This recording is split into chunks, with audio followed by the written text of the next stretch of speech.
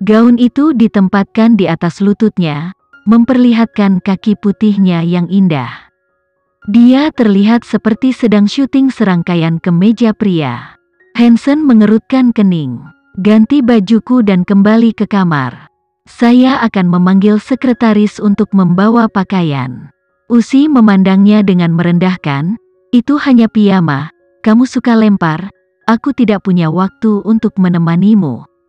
Hansen mengerutkan bibir tipisnya, lalu menginjak kakinya yang panjang dan naik ke atas. Dia meraih pergelangan tangan Usi dan membawanya langsung ke kamar. Membuka lemari, dia mengambil sepotong celana panjang hitam rumah darinya dan melemparkannya ke tempat tidur. Kamu tidak perlu menggantinya. Pakai celananya. Usi memandangnya dengan tidak masuk akal. Apa kau gila? Kau membiarkanku memakai celana pria? Bagaimana cara memakainya? Aku tidak mau. Hansen memandangi wajah cerahnya yang ditampar diam-diam. Dia baru berusia 20 tahun, dia masih muda. Dia sangat cantik dan akan menjadi jelek di celananya, jadi dia terlihat jijik. Hansen melangkah maju untuk mengikat lengan rampingnya, dan langsung mendorongnya ke tempat tidur besar yang empuk. Usi sedikit pusing. Ini adalah tempat tidurnya di kamarnya. Ketika dia menuangkan, dia mencium bau yang kuat di tubuhnya. Dia pernah berada di tempat tidurnya sekali. Ini yang kedua kalinya. Ketika dia agak linglung, Hansen menekan satu lutut di tempat tidur empuk, menarik celana panjang hitamnya, dan langsung memakai kakinya. Dia tidak ingin memakainya, jadi dia melakukannya sendiri. Usi berteriak, Hansen, apa yang kamu lakukan? Apakah kamu sakit jiwa? Biarkan aku pergi, aku tidak ingin memakai celana, hanya tidak mau memakainya. Gadis di tempat tidur itu meronta, kedua tangan dan kedua kakinya yang kecil terus menyapanya. Hansen ditendang di pahanya beberapa kali, yang sangat menyakitkan. Pada saat ini, Usi berdiri tegak dan menggigit lengannya yang kuat. Hansen merasakan sakit, dan sudut mata ditutupi dengan warna merah menyala. Perjuangan di bawah tempat tidur bisa dengan mudah membangkitkan keinginan pria. Sekarang pembuluh darah biru di dahinya berdenyut-denyut, dan darah yang mengalir di hidungnya. Hansen meletakkan tangannya di tempat tidur, menurunkannya tubuhnya dan memeluknya dalam pelukannya. Dia mencibir dengan suara rendah, lepaskan, jika kamu berani menggigitku, percaya atau tidak, aku akan menghentikannya dengan cara lain. Kendalikan mulutmu. Usi melepaskannya, matanya yang mencolok bergerak ke atas dan menatapnya dengan provokatif. Apa menurutmu aku akan dibodohi olehmu? Aku tidak akan membuatmu kesal, dan aku tidak akan membiarkanmu menangkap pegangan apapun sebagai alasan untuk tidur. Aku tidak akan tidur denganmu. Hansen menarik spray dengan tangan yang besar, lalu perlahan melepaskannya. Usi merasa bahwa dia tidak akan menjadi gila. Dia menegakkan tubuh untuk menatapnya dan melihat bahwa tatapannya jatuh ke pangkuannya. Selama perjuangan, kemeja putih di tubuhnya sudah habis dipakai, dan celana panjang hitam di bawahnya lagi-lagi tidak sopan. Usi mengangkat kakinya dan menendang Hansen dengan keras. Hansen berbalik, dengan punggung panjang berbaring malas di kepala tempat tidur, kakinya yang panjang, dan pergelangan tangannya memakai jam tangan mahal di atasnya. Dia merasakan dorongan yang sangat kuat. Usi segera bangun dari tempat tidur dan mengenakan celana panjang hitam. Sekarang dia sangat lucu, seperti anak kecil yang mencuri pakaian orang dewasa, mengepel lantai dengan celana panjang. Kamu tidak muda lagi. Bahkan jika Anda akan menghabiskan seumur hidup dengan Rena, Anda tidak perlu salah jika Anda kuat. Anda tidak akan begitu marah ketika Anda pergi mencari wanita cantik, kata Usi. Hansen mengangkat matanya untuk melihat profil cerah dan menawannya, dan mencibir, karena aku tahu, aku menyukai wanita cantik. Dapatkah aku menemukan seseorang yang lebih cantik darimu? Usi menjawab, jangan membuatku berpikir, aku akan menjadi wanita yang tidak akan pernah kau dapatkan. Hansen bangkit dan turun dari tempat tidur, dan berjalan ke kamar mandi dengan kaki terangkat. Karena aku tidak mau, tidak masalah apakah aku menemukan seorang wanita atau tidak. Ketika Hansen bergegas keluar dari kamar mandi, dia tidak bisa lagi melihat Usi.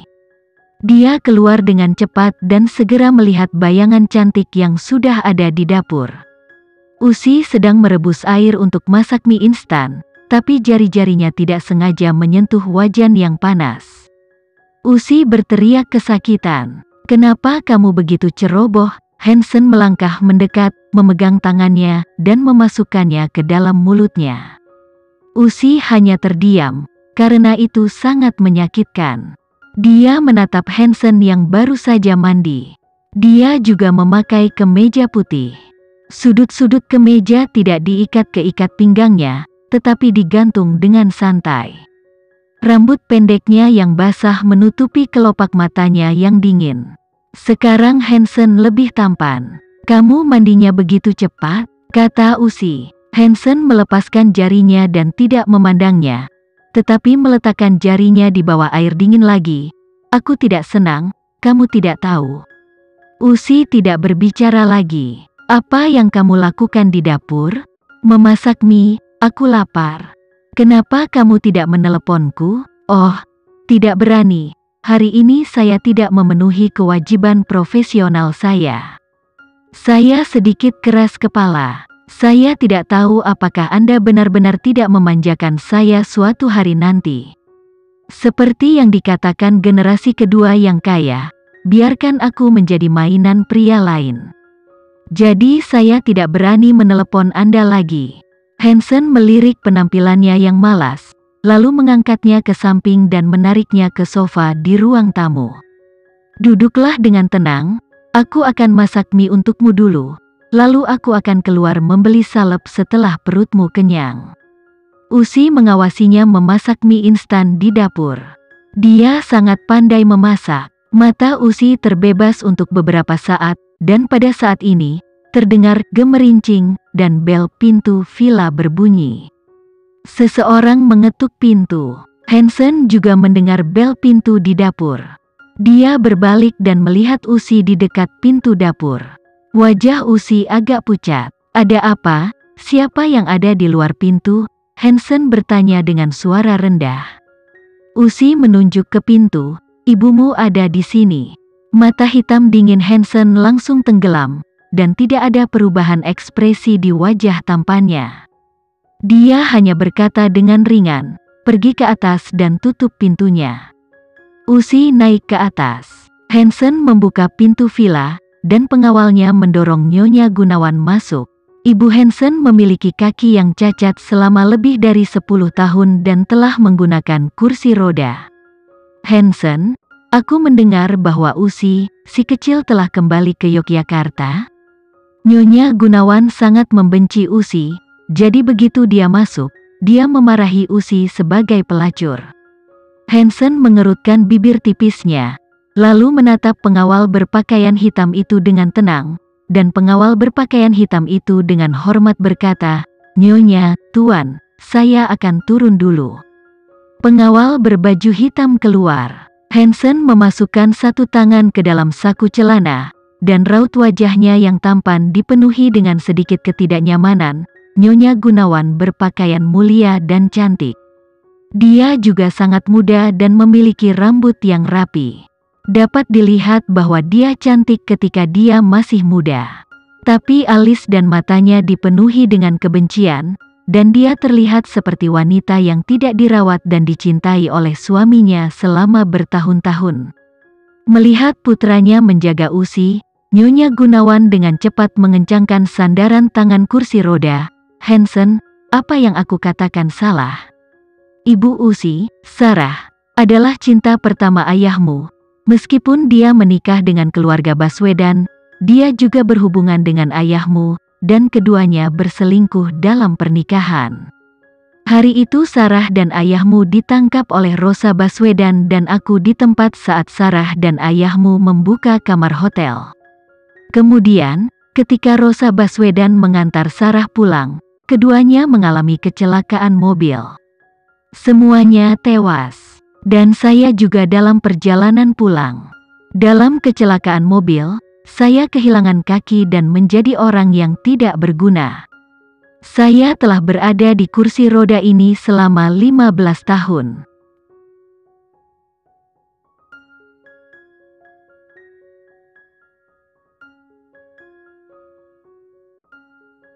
Sekian dulu ya video kali ini, kita lanjutkan lagi videonya di lain waktu.